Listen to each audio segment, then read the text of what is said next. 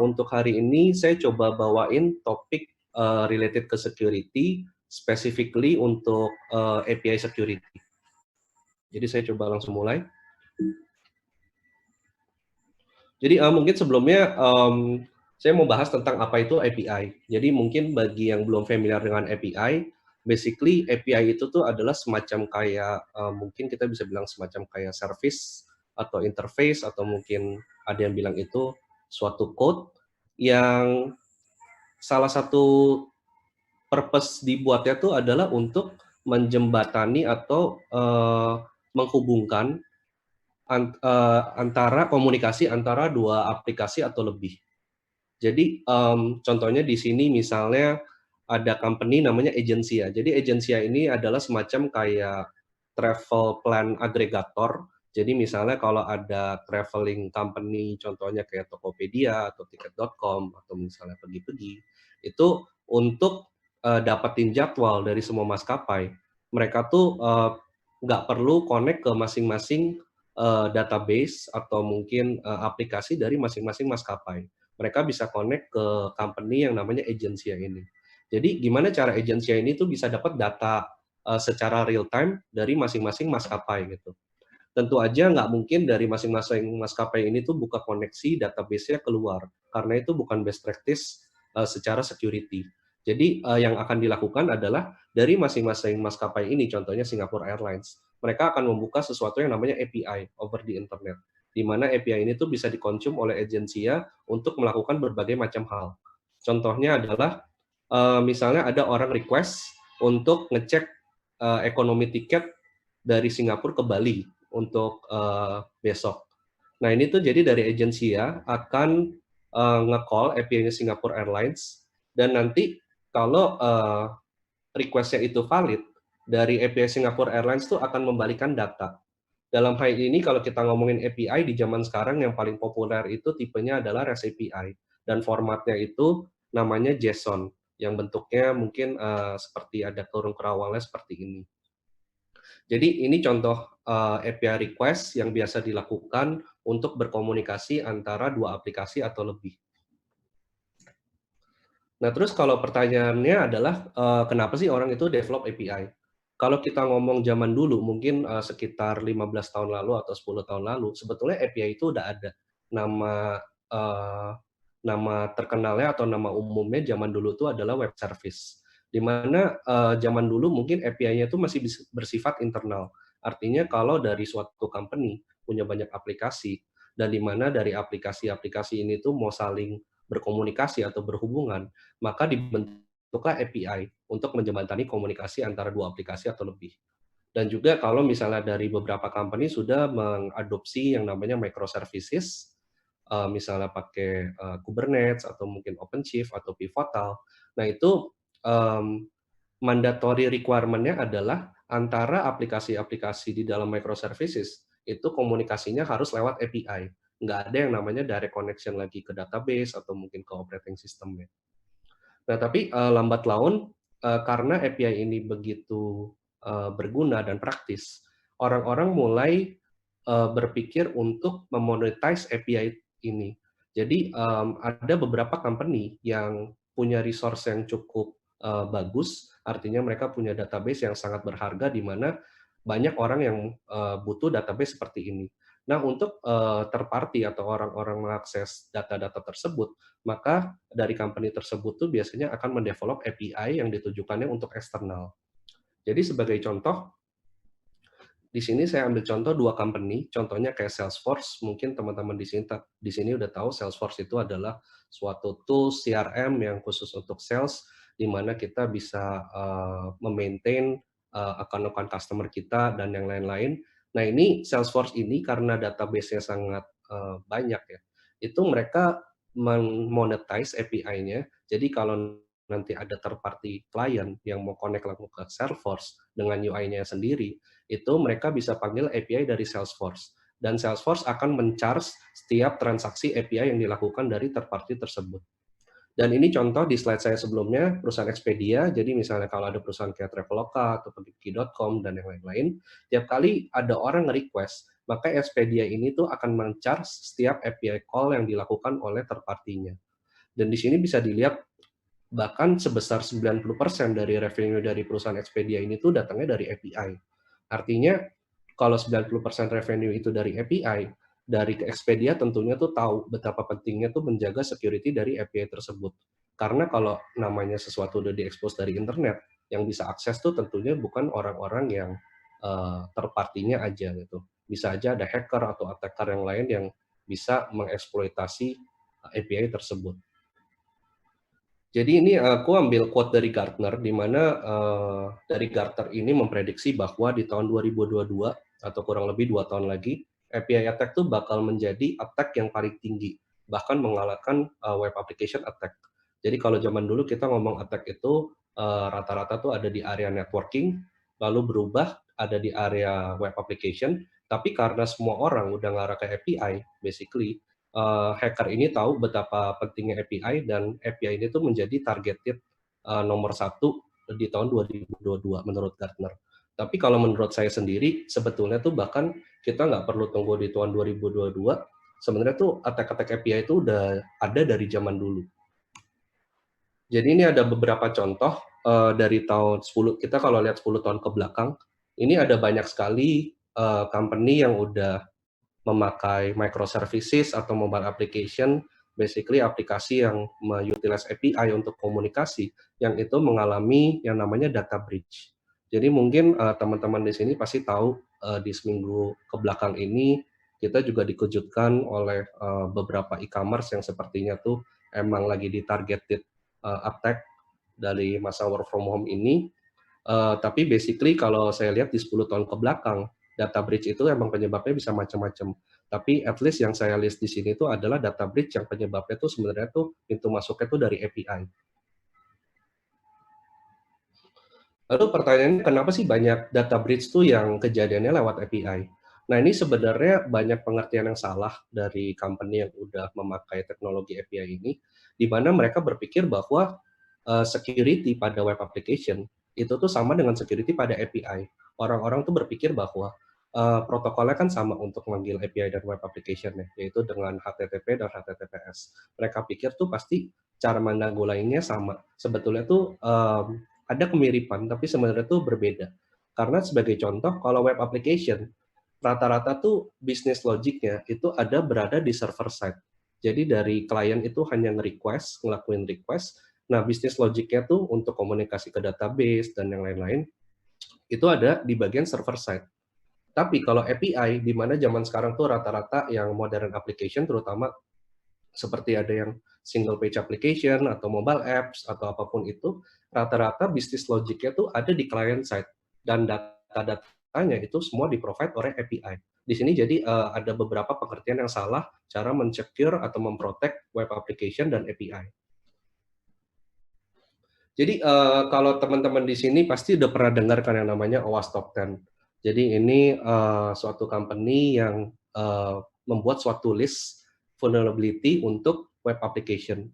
Tapi sebenarnya kurang lebih 2 tahun lalu atau setahun lalu itu OWASP ini ada keluarin list lagi untuk khusus untuk API. Jadi bisa dilihat di sini top 10-nya antara web application dan web API security itu agak berbeda. Ada kemiripan contohnya yang injection, tapi sebetulnya secara overall ini tuh berbeda. Jadi cara kita men-secure pun harus berbeda.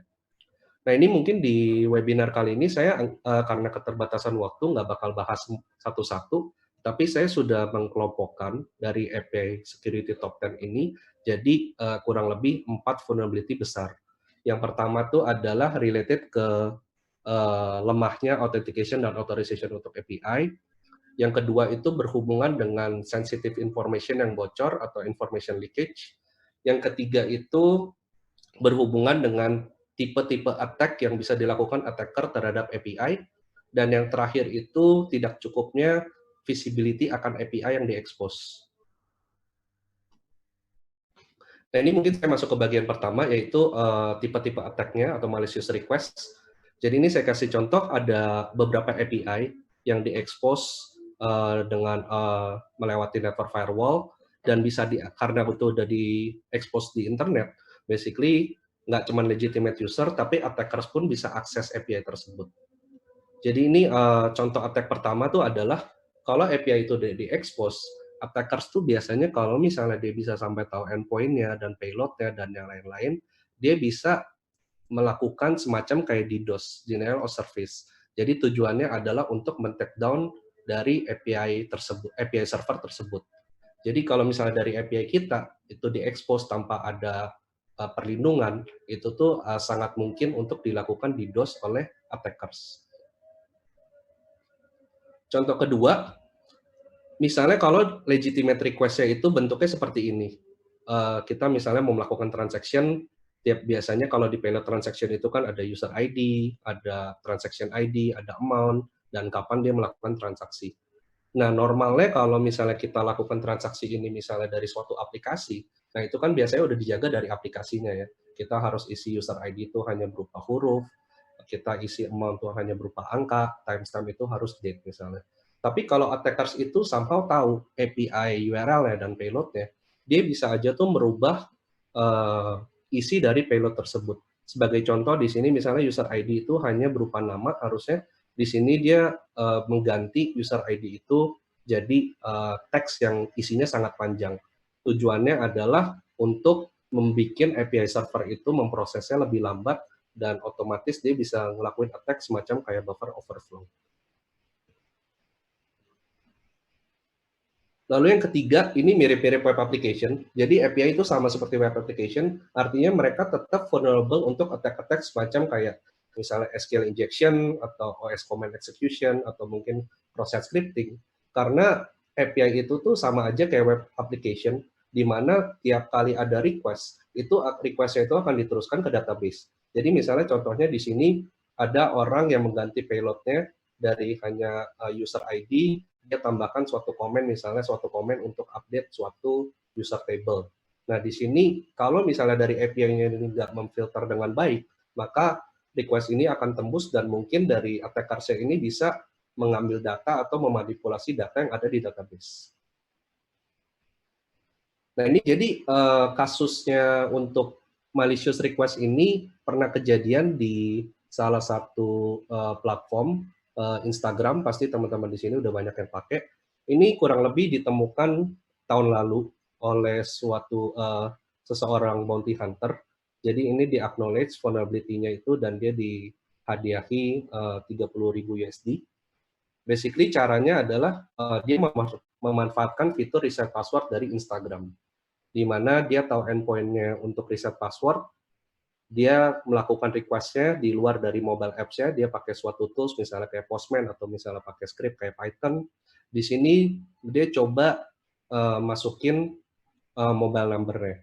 Jadi kalau misalnya di Instagram itu, kalau kita reset password, misalnya setelah kita masukin mobile number kita, kita tuh akan diberi yang namanya semacam kayak OTP. Nah, problemnya di sini adalah OTP-nya dari Instagram itu tuh 6 digit. Di mana 6 digit, kalau misalnya kita mau coba crack, itu artinya tuh ada kurang lebih tuh 1 juta possibility. Dan salah satu problem lainnya adalah Instagram ini kasih validity dari OTP tersebut itu tuh 10 menit, di mana yang menurut saya tuh cukup lama. Artinya dari si Pak Laksman ini tuh udah tahu behavior dari Instagram, nah dia akan melakukan attack yang kedua, di mana di sini dia mencoba tebak-tebak atau dia melakukan brute force OTP yang sebenarnya di-generate oleh si Instagram tersebut. Jadi di sini dia juga ngelihat sebenarnya dari API Instagram udah cukup bagus, mereka ada terapin rate limiting, rate limitnya itu adalah 200 requests per second. Nah, jadi yang dia lakukan adalah dia generate kurang lebih ada 1.000 bot yang across cloud environment-nya dari Pak Laksman ini, dan dia generate 200.000 request untuk nge-brute force dan mencoba take over account. Jadi 200.000 itu bisa dibilang chance-nya itu adalah 20%, karena ini kombinasinya tuh bisa sampai 1 juta.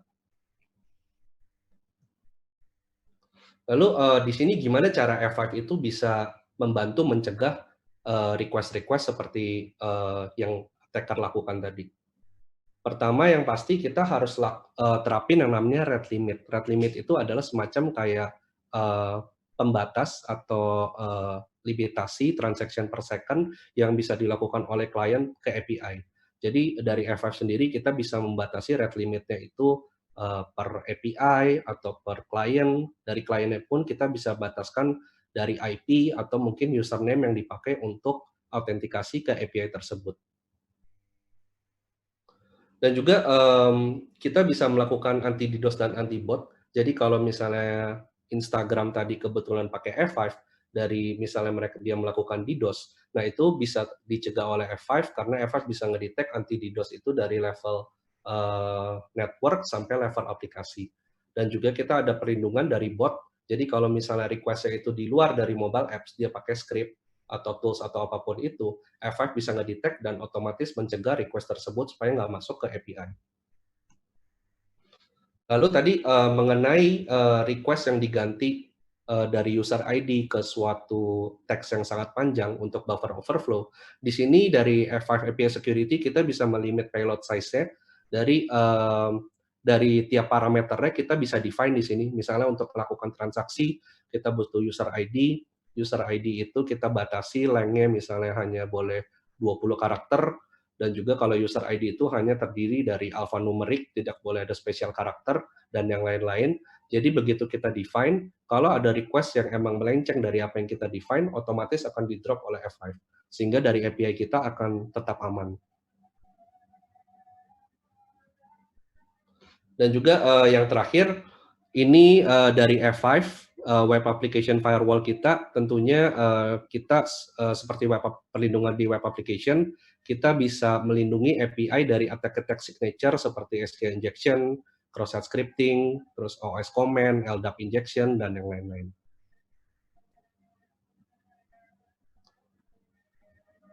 Lalu kita masuk ke case yang kedua, yaitu information leakage atau sensitive data yang bocor. Jadi seperti yang tadi saya sempat mention, kadang-kadang tuh kalau orang membuat API untuk mobile application, mindset dari developer API tersebut adalah mereka cukup bikin API dan dari sisi perlindungannya itu akan dilakukan oleh dari sisi aplikasi atau misalnya dalam hal ini mobile apps. Nah, problemnya kadang-kadang kejadiannya akan seperti ini. Jadi misalnya dari mobile apps, kita udah bikin suatu API untuk sosial media misalnya, di sini API-nya itu gunanya adalah untuk mendapatkan data-data dari friend list kita atau follower kita. Dari developer API, mereka akan balikin data-data kurang lebih seperti ini. Jadi kalau di tampilan aplikasinya, sebetulnya yang dibutuhkan tuh adalah hanya nama saja. Dia nggak butuh umur, dia nggak butuh email, dia nggak butuh mobile, atau sensitif data lainnya, karena itu bisa dibilang data pribadi. Tapi karena mindset dari developer API-nya ini berpikir bahwa, oh anyway dari data ini akan difilter lagi oleh mobile application, jadi akan aman. Dia nggak berpikir bahwa sebetulnya kalau attacker ini bisa tahu contoh request-nya, dia bisa tahu contoh payload-nya, dan dia punya akses ke API tersebut, maka data-data ini tuh akan bocor ke attacker-nya. Jadi contohnya seperti ini. Misalnya dari attacker-nya itu udah tahu endpoint URL itu adalah /API/get/friends. Jadi kalau misalnya request-nya itu berhasil, nanti dari attacker-nya ini akan bisa dapat semua data tanpa difilter. Jadi ini banyak sekali kejadian di mobile apps terutama. Lalu yang kedua, kalau ditanya cara orang ngehack tuh gimana sih? Biasanya tuh dari hacker atau attacker itu tuh akan mencoba cari tahu teknologi yang dipakai oleh API dan mobile apps. Jadi caranya paling gampang adalah dia akan coba cari tahu error page default dari API server atau web server tersebut. Karena problemnya kalau ada di error page, default error page, biasanya tuh ada informasi-informasi sensitif yang sebenarnya tidak boleh untuk diekspos. Contohnya pasti teman-teman pernah lihat kalau misalnya pakai Apache, biasanya Apache ada page not found atau internal server error, di sini tuh akan dikasih tahu versi dari Apache-nya. Begitupun Microsoft EASE dan misalnya kita pakai Nginx. Nah ini contohnya misalnya yang kita pernah ketemu ada developer yang mendevelop API dan dia developnya pakai framework Code Igniter punya PHP, dan ini kita bisa lihat data-data dari versi PHP-nya dan yang lain-lain. Lalu kadang dari developer pun lupa untuk menutup error-error tuh yang sifatnya tuh stack trace, atau kalau misalnya kita ngomongin stack trace, itu biasanya tuh mengekspos sesuatu yang sangat sensitif. Nah ini pernah kejadian di salah satu customer kita juga, ini mereka pakai framework Laravel untuk web application, di mana ada default error page-nya tuh akan seperti ini. Di mana ini sangat berbahaya karena di default error page-nya kita bisa buka URL config file-nya. Di config file-nya kita bisa dapat macam-macam informasi. Bahkan kita bisa tahu sampai koneksi ke database-nya, username, password, dan yang lain-lain. Dan ini contoh lainnya, ini pakai code detector juga. Misalnya kita masukin suatu query yang sebetulnya malicious dan nggak disupport oleh programmer udah di programming language-nya. Nah itu tuh nanti dari code detector ini akan dengan baik hati-nya dia akan mendisclose informasi tentang tabel dan kolom-kolom yang ada di database tersebut. Jadi saya banyak temuin bahwa banyak developer tuh yang lupa untuk menutup informasi-informasi sensitif seperti ini. Dan ini juga yang cukup banyak. Jadi kalau kita ngomongin API, biasanya tuh sebelum itu sampai ke production atau mungkin sebelum API itu sempurna, kita tuh akan membuat beberapa versi dari API tersebut. Jadi contohnya di sini kita untuk dapetin data teman atau follower, di sini dari URL itu kadang-kadang dari developer tuh mensertakan versi dari API tersebut. Contohnya ini ada bisa dilihat versi 3. Jadi kalau saya attacker dan saya lihat endpoint seperti ini, saya tahu bahwa pasti sebelum version 3 ini ada version 1 dan version 2 yang mungkin tuh udah di-develop setahun lalu dan mungkin security-nya tuh nggak sebagus dengan versi finalnya. Jadi saya bisa mencoba melakukan attack, saya coba ganti URL-nya jadi versi 1 atau versi 2, di mana mungkin versi 1 dan versi 2 ini security-nya tidak sebagus oleh versi 3 yang versi final. Jadi kalau misalnya tidak dilindungi, maka dari attackers itu bisa dapat data-data yang mungkin dari API ini terkonek ke database production. Untuk informasi sensitif ini ada kasus ini di Uber, di mana ini di-discover tahun lalu oleh suatu company namanya AppSecure. Dia juga semacam kayak bounty hunter dan dia dikasih reward kurang lebih 6.500 USD dari Uber. Jadi cara dia melakukan cara dia mengakses vulnerability-nya adalah Uber itu punya API untuk ngeregister driver, di mana input parameternya itu simple, kita hanya perlu masukin mobile phone atau nomor telepon. Jadi kalau misalnya kita dari attacker itu tahu dari teman-temannya atau mungkin dari relatifnya itu punya pernah register sebagai driver Uber, dari attacker tersebut bisa masukin nomor teleponnya. Nah, ini problemnya, respons dari API add driver ini, kalau misalnya nomor telepon itu sudah eksis, artinya sudah keregister sebagai driver Uber, ini di message-nya dengan baik hatinya, dia akan merespon atau memberitahu kliennya user ID dari driver tersebut. Jadi user ID yang dipakai Uber ini bukan email atau nomor telepon, tapi ada random generated user ID. Nah, problemnya begitu kalau misalnya ada user access, user ID ini itu akan dibalikan ke kliennya. Jadi hackernya itu akan tahu user ID dari driver Uber tersebut. Nanti once dia udah tahu user ID-nya, dia bisa melanjutkan ke attack berikutnya. Di mana ini ada suatu API untuk dapetin data-data dari driver tersebut. Jadi di sini parameternya itu berupa user ID, kita tinggal sertain user ID yang kita dapat tadi, nanti tuh langsung akan keluar semua data-data pribadi dari driver tersebut. Dan yang parahnya lagi, di respon dari API tersebut, dia ada mensertakan yang namanya access token, di mana access token ini tuh bisa dipakai oleh hackernya untuk login ke aplikasi Uber-nya. Jadi hackernya itu bisa nge-bypass autentikasi dari Uber. Jadi ini contoh kasus sensitif data exposure yang sebenarnya bisa dihindari oleh developer API tersebut.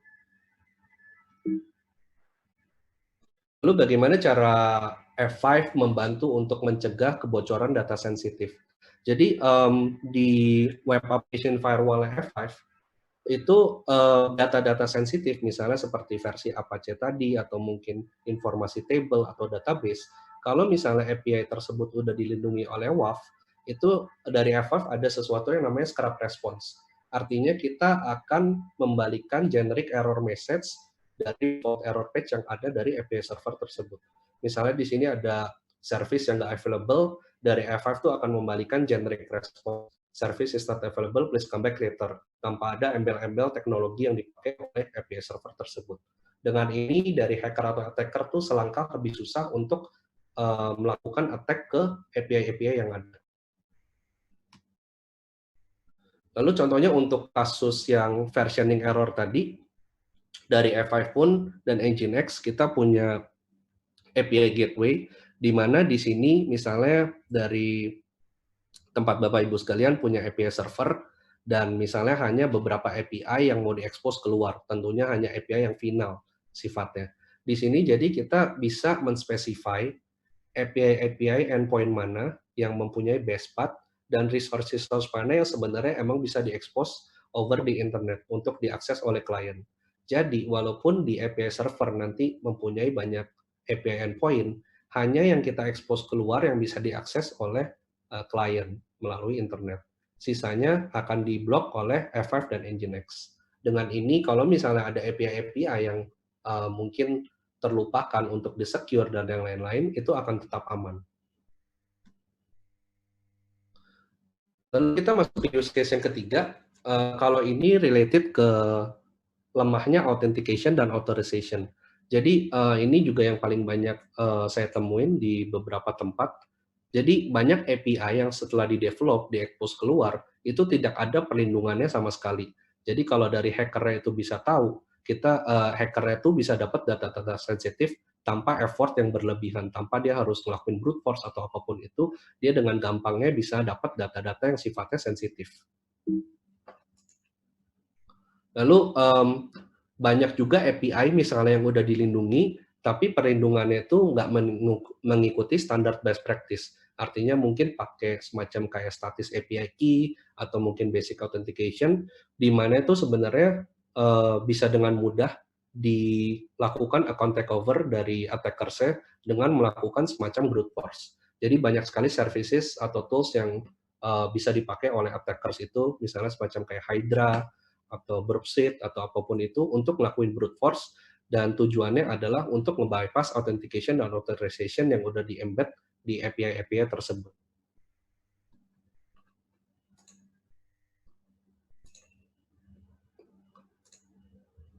Lalu untuk web authentication ini kasusnya ini ada di salah satu aplikasi dating ya, Tinder.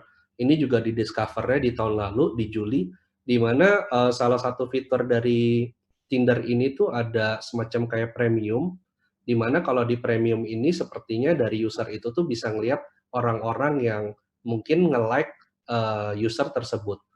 Jadi ini diketemuin oleh suatu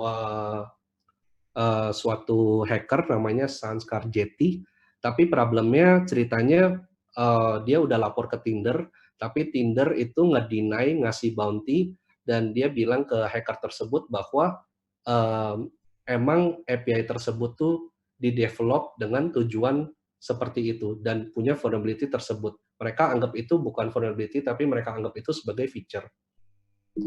Nah ini jadi caranya dari si Sanskar ini adalah ini cukup simple. Jadi dari itu ada web application di mana kita bisa masukin username password untuk lakuin autentikasi. Nanti setelah kita lakuin autentikasi, kita akan dapat sesuatu yang namanya out token atau autentikasi token.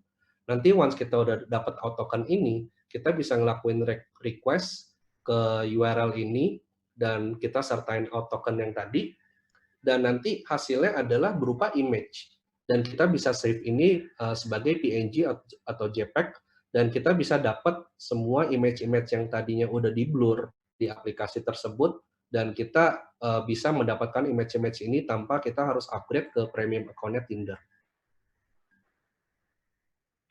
Jadi bagaimana cara F5 membantu untuk vulnerability authentication dan authorization?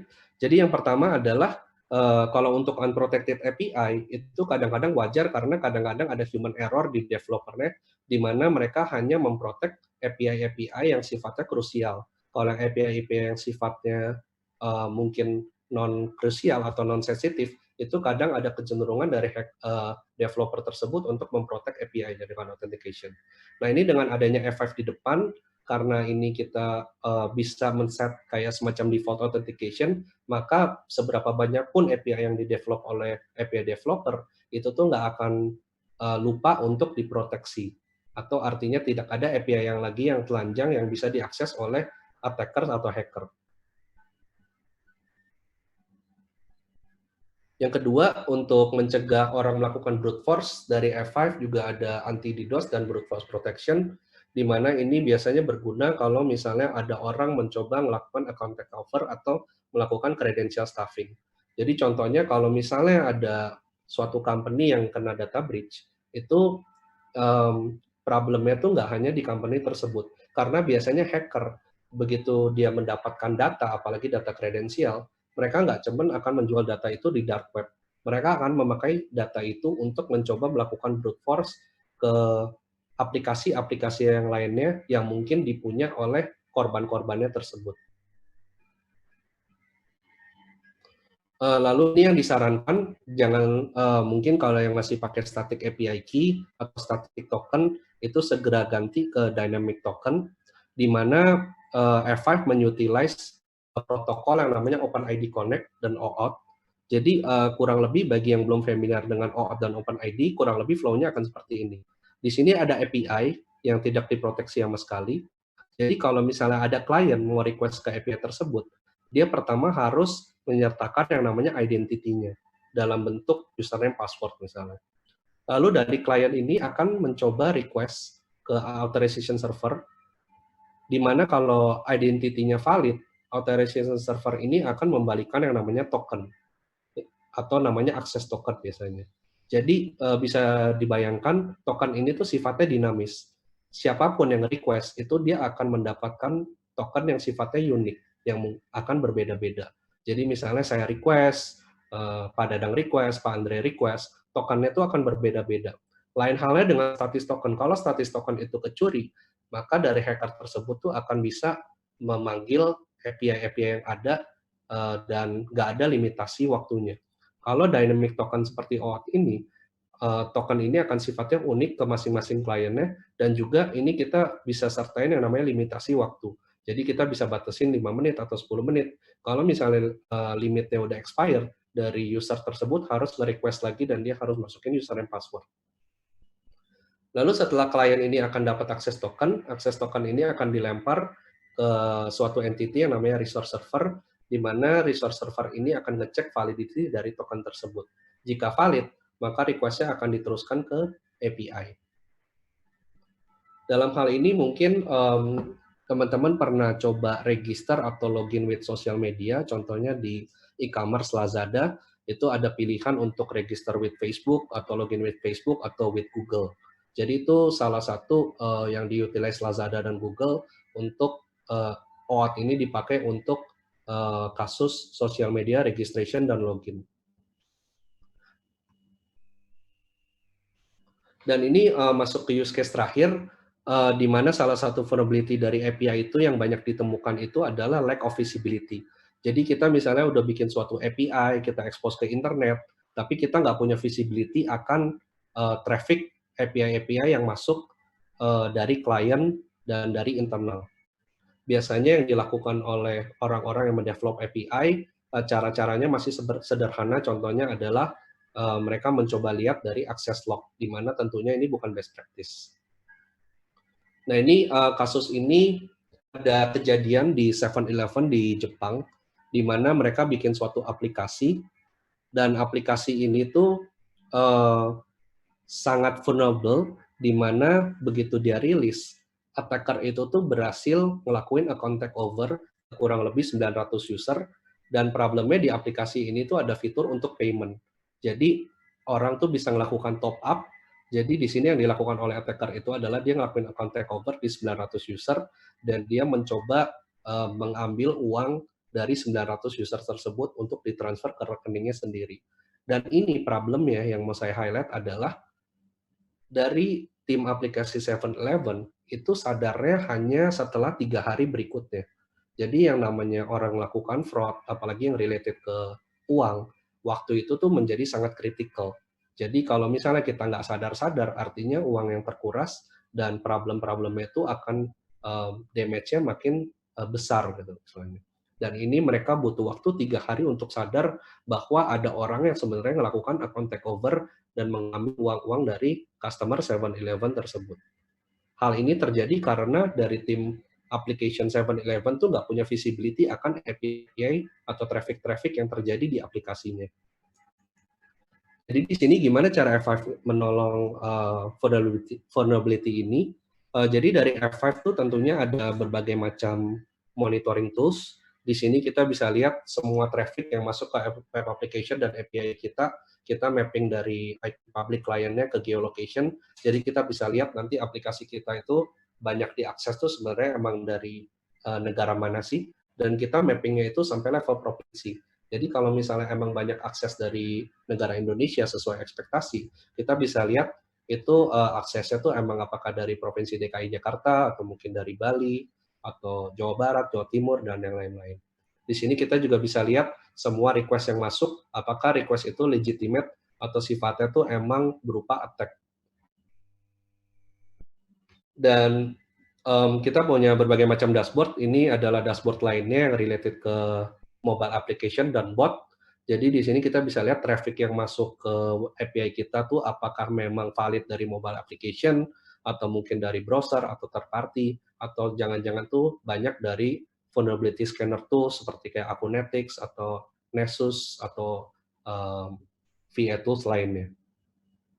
Dan yang terakhir, ini yang paling banyak dipakai related ke API, kita ada API dashboard. Jadi di sini kita bisa lihat mana API request yang kita kasih lewat, mana yang kita denied, dan kita denied itu alasannya apa, di sini bisa ke-track semua. Jadi di sini kita punya visibility, kalau misalnya emang pie chart di sini rata-rata warnanya merah menyala, itu artinya ada sesuatu yang salah. Mungkin ada orang yang lagi melakukan attack atau melakukan fraud.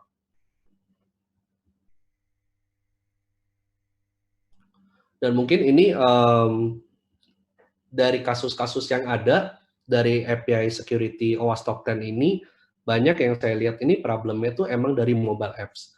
Jadi dari F5 kita ada sesuatu yang namanya anti-bot mobile SDK, di mana fungsi-fungsinya itu macam-macam, tapi fungsi utamanya yang paling penting adalah jika kita punya mobile apps, untuk komunikasinya tentunya kita akan membuat suatu API. Dan seperti yang saya jelaskan tadi, kejadiannya kalau nggak dilindungi dengan benar, API ini tuh bisa diakses oleh berbagai macam tools, nggak cuma mobile apps dari API tersebut. Jadi misalnya saya tahu URL-nya, saya bisa manggil dari Postman, atau mungkin Python, atau mungkin pakai command call. Nah ini kalau misalnya udah ada anti-bot mobile SDK, F5 tuh akan mengenali jenis traffic-nya. Walaupun request URL-nya sama, payload-nya sama, tapi kalau emang request-nya itu bukan dari mobile apps, itu akan otomatis di-deny.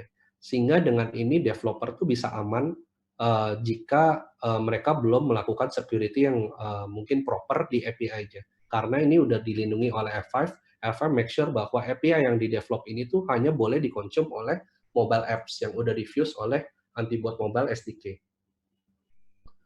Dan ini kalau ngomongin SDK, biasanya programmer itu paling anti, tapi kalau F5 anti-bot mobile SDK mungkin salah satu keunggulannya adalah ini tidak ada integrasi di level programming.